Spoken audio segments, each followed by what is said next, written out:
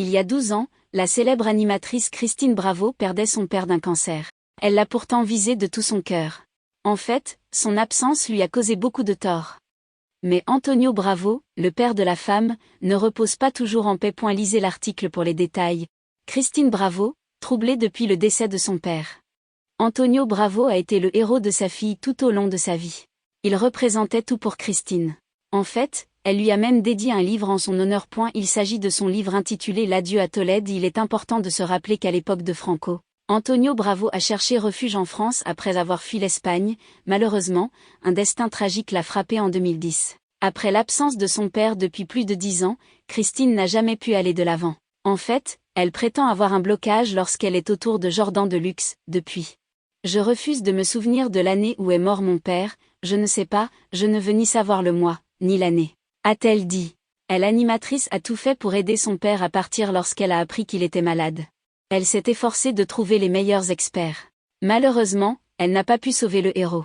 Antonio Bravo, ses dernières volontés. Comme presque tout le monde, Antonio Bravo avait des envies de dernière minute. C'est bien dommage, sa fille n'a pas pu les réaliser. En réalité, la famille Bravo est retournée dans l'Espagne natale d'Antonio avant de quitter ce monde.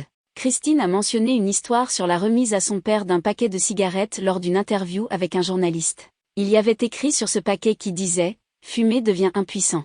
Le papa a alors répondu « Non, non, donnez-moi celui qui donne le cancer ». On comprend maintenant d'où elle tire son humour.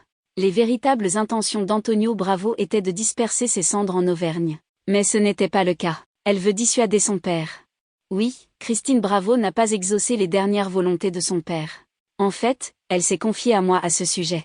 Je ne suis pas contente avec ça, parce que mon père m'avait demandé que ses cendres soient répandues en Auvergne, dans la ferme où il avait été pendant la Résistance française, et je le lui avais promis. Mais il n'y a rien eu à faire. Ils l'ont emmené dans une boîte et l'ont foutu dans un bled. Christine Bravo se décide cependant enfin à répondre. En fait, elle va décourager son père pour que ses dernières volontés soient exaucées. Ainsi, elle a déclaré « Je ne vois pas ce qu'il fait là-bas, je vais aller le déboulonner.